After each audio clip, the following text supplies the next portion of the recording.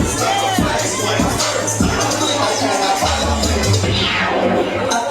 I got this I'm strolling.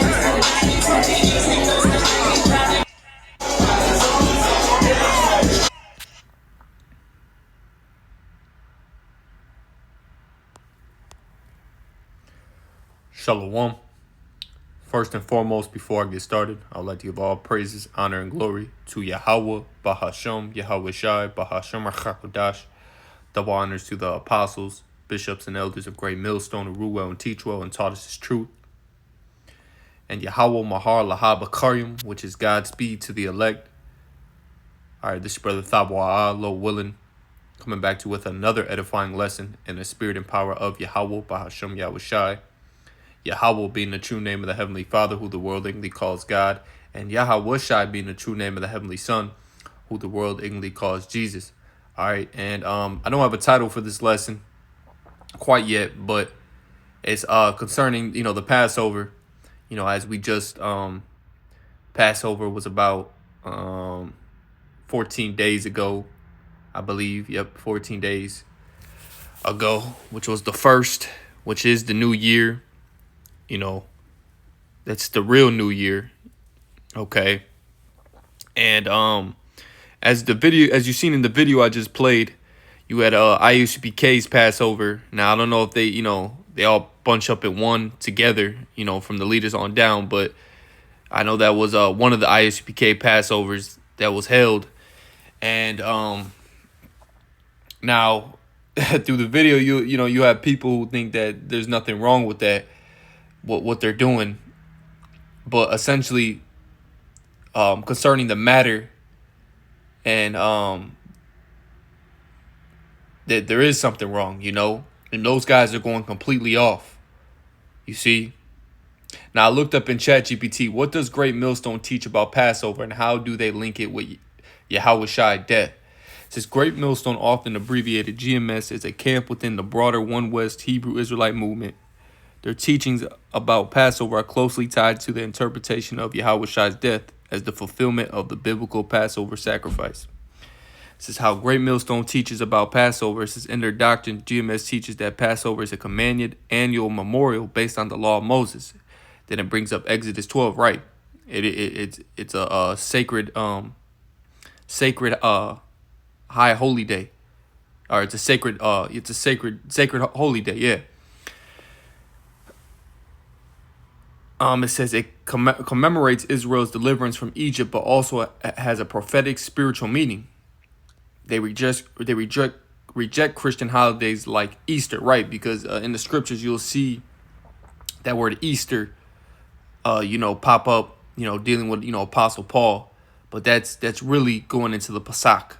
It's just throughout the translations it changed, because when you go into that word Easter, it will literally tell you it's the Pesach. So Easter is a holiday, not a holy day, okay? It says viewing them as pagan and instead keep Passover as the correct biblical observance. The Passover meal they observe typically includes unleavened bread and wine, following their reading of Exodus 12 and later biblical practices. Right, and now you have to understand, as the scripture says, that what we're doing is rehearsing, the righteous acts. Okay, because we are in captivity. Okay, we're not going to get everything perfect according to the Passover. Okay, but what we can keep and what we do it to the best of our ability, So this is Judges chapter 5 and verse 11. It says, they that are delivered from the noise of the archers in the place of drawing water, there shall they rehearse the righteous acts of Yahweh, even the righteous acts toward the inhabitants of the villages in Israel. Then shall the people of the Lord go down to the gates. Right. So this right here, we're rehearsing the righteous acts. Now let's actually just look that up real quick. Okay. Rehearsing the righteous acts. Let's search web. Let's look up the meaning. Okay. So it says rehearse the righteous acts, privily from Judges, means to openly recount, proclaim, and remember the Most High's faithful deeds, justice, and deliverance from enemies. Okay.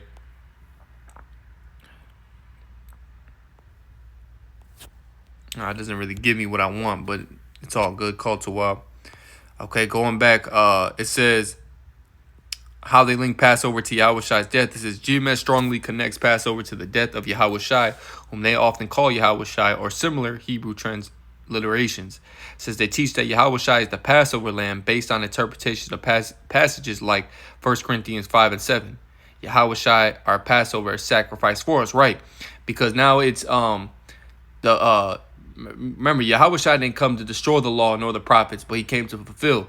But there's certain, like the law, sacrificing, that was done away with because Yahushua was our ultimate atonement, our sacrifice, So when you read Exodus 12 and it goes into how we have to put the blood over the doorpost, well, Yahushua's blood is what covers us.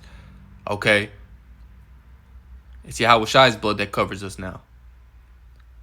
It says how they then it says, just as an original Passover's lamb's blood protected Israel from death in Egypt, they believe Yahushua's blood provides spiritual deliverance from sin and judgment. They believe Yahushua was crucified on or around the Passover, which he was, seeing the timing as deliberate fulfillment of prophecy. Because of this, they often view the Passover feast as not a historical, but as a memorial of Yahushua's sacrifice, not just Israel's exodus. Okay, and I want to go down because I asked ChatGPT, but why is this supposed to be kept serious? Okay, and I'll just read. I'll kind of skim through it. It says they see it as a life and death memorial. They connect Passover directly to judgment and deliverance. In Exodus, the first Passover involved death passing over households.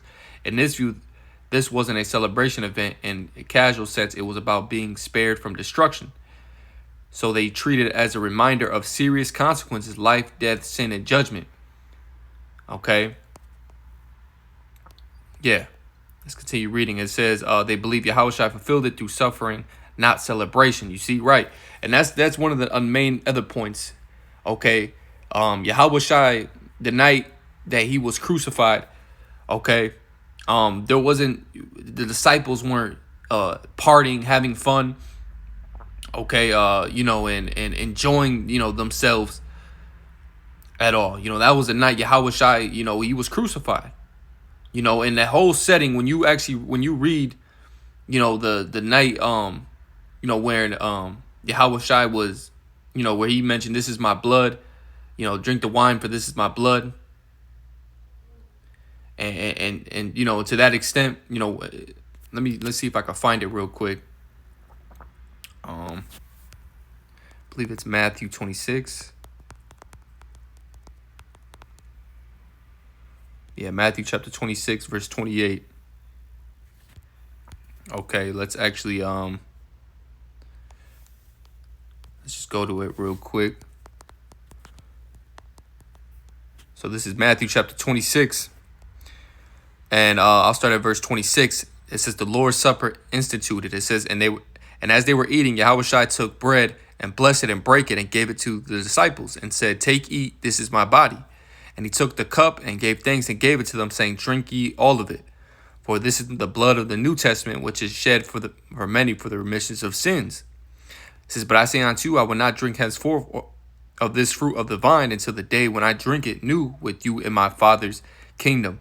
Okay, but when you read the context and you read throughout this whole chapter, okay, it's serious. There's no joyful or playful thing going on within this chapter. Okay, the whole setting, the conversations that are taking place within this chapter, okay, it's all a serious. It's serious,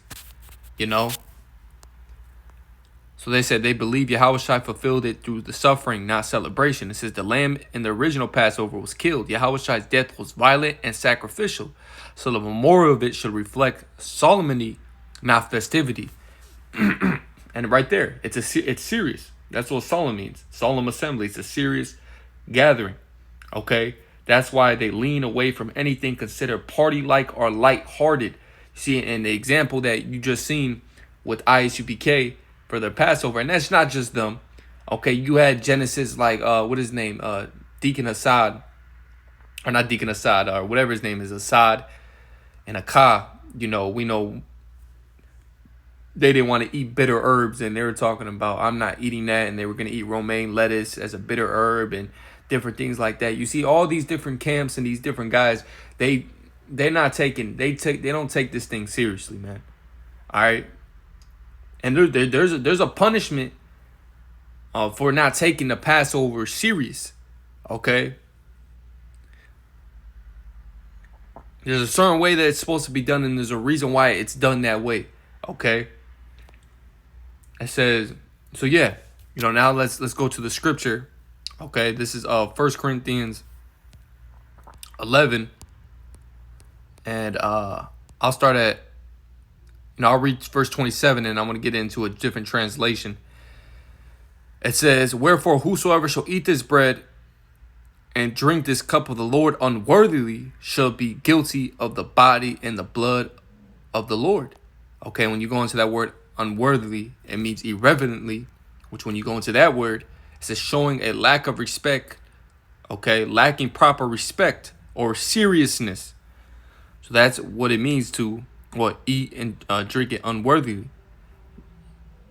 Not taking it lightly. Okay, not taking it seriously. Okay, it says, but let a man examine himself, and so let him eat of that bread and drink of that cup. For he that eateth and drinketh unworthily eateth and drinketh damnation to himself, not discerning the Lord's body. You see? What does damnation mean? Judgment. Okay, so let's get this in the MSG version. Okay, in the context of this chapter, okay, I looked up the context of this. Okay, I said, what were the Israelites doing in 1 Corinthians 11 dealing with the Passover? It says the Israelites are not actively doing anything. Rather, Paul invokes the Passover context to correct the Corinth church misuse of the Lord's Supper. Paul highlights that Yahushua is our Passover lamb and instructs believers to partake in communion with reverence and memory of him, and in unity, unlike the chaotic, selfish behavior he rebukes in the Corinth congregation. Okay, it says the sacrifice, just as Israelites needed the lamb's blood for the protection of Egypt, Christians are saved, which are Israelites, are saved by the sacrifice of Yahushua, the true Passover lamb. Okay, so as the scripture says, there's what? Let's grab it. There's nothing new under the sun. Okay, let's grab that. This is Ecclesiastes chapter 1 and verse 9. It says, the thing that hath been, it is that which shall be, and that which is done is that which shall be done. And there's no new thing under the sun. You see the same things that was taking place in the church of Corinth, dealing with the Passover. Okay, the same, they're doing it now. Okay. Yeah, and the part of that is they're not taking it serious. Okay, they're in a completely wrong spirit. And I want to read this in the MSG. Okay, this is 1 Corinthians 11. And I'll start at verse 23 in the MSG. It says, let me go over with you again exactly what goes on in the Lord's Supper and why it is so centrally important. I received my instructions from the Master himself and passed them on to you. The Master Yahushua, on the night of his betrayal, took bread, having given thanks, he broke it and said, this is my body, broken for you. Do this to remember me. After supper, he did the same thing with the cup. This is the cup of my blood, my new covenant with you. Each time you drink this cup, remember me. What you must solemnly realize is that every time you eat this bread and every time you drink this cup, you reenact in your words and actions, the death of the Master. It says you will be drawn back to this meal again until the Master returns. You must never let familiarity breed contempt. Okay? Anyone who eats this bread or drinks the cup of the Master irreverently is like part of the crowd that jeered, which means to mock, and spit on him at his death. So if you don't take this Passover serious, Apostle Paul is saying you're like one of those people. You were like one of those people in the crowd who mocked him and spit on him at his death. And them same people who did that are back here today, man. That's why we read there's nothing new under the sun. Okay. And these guys is not taking the Passover serious, man. They're over here dancing, having fun. It's all laughing, and it's not wrong to smile and do what you need to, but there's a time for that. You see, in the scripture says a righteous man scarcely smile, because we're not in the time to be all in festive like spirit, man. Or this ain't the time to be in a festive spirit. We're supposed to be in a solemn spirit. you know. And really, we're the Lord's woman, so we should have our heads down, and we should be ashamed because our righteousnesses, as Scripture says, are as filthy rags, man. Okay, continuing on. Is that the kind of remembrance you want to be a part of? It says, examine your motives, test your heart, come to this meal in holy awe. This is why you got to make sure you're in the right spirit when you even come to the Passover. Make sure you're in the right spirit, and you have to, like it says, examine yourselves. As what is that? 1 Corinthians 13 and 5, I believe. Examine yourselves whether you be in the faith, and prove your own selves. You see, you got to examine yourselves to see if you're in the faith. See if your actions and your ways, see if you truly believe. It says, if you give no thought, or worse, don't care about the broken body of the master when you eat and drink, you're running the risk of serious consequences. That's why so many of you even now are listless and sick, and others have gone to an early grave. If we get this straight now, we won't have to be strained out later. And I believe in the KJV it says, I'd rather be chastised by the Lord than judged with the world. Roughly paraphrasing it. It says, better to be confronted by the master now than to face a fiery confrontation later. It says, so my friends, when you come together to the Lord's table, be reverent and courteous with one another. If you're so hungry that you can't wait to be served, go home and get a sandwich, right? Because you had guys who were, you had men who, was you had men who were complaining, okay, and when it came down to the meal, the lamb, they were eating it like it was like a lamb's dinner, which I believe it's gonna say. It says, if you're so hungry that you can't wait to be served, go home and get a sandwich, but by no means risk turning this meal into an eating and drinking binge or a family squabble. Okay, this wasn't about sitting here enjoying yourself. This is why when you go read Exodus 12, we were eating in haste. Okay, you were supposed to move quick. It wasn't something that you're supposed to sit down and take your time and enjoy. And no. But these guys, they're the opposite. They do it the opposite of what the Lord, has commanded. It says it is a spiritual meal, a love feast. Okay. So yeah, I'm gonna grab a couple more scriptures and I'll close out. This is Ecclesiastes chapter 7, and I'll get straight to the point. I'll start at verse 2. It says, it is better to go to the house of mourning than to go to the house of feasting. For that is the end of all men, and the living will lay it to his heart. It says, sorrow is better than laughter, for by the sadness of the countenance the heart is made better. You see, so it says sorrow is better than laughter. And I believe the scripture says in Romans the 5th chapter that through tribulation it builds character and endurance. But it says sorrow is better than laughter, for by the sadness of the countenance the heart is made better. See, your mind is made better. Okay, it says the heart of the wise is in the house of mourning, but the heart of fools is in the house of mirth. And we're supposed to be in the house of mourning. We're not supposed to be in and when you go into that word mirth, it says joy. The Hebrew word is shamacha'ah, which means gladness, joy. It says pleasure. Okay, pleasure. Because you got to understand, this ain't about us. So Lord willing, this was edifying. Before I close off, I'd like to give all praises, honor, and glory to Yahweh Ba'Shem Yahushai. Double honors to the apostles and elders of Great Millstone.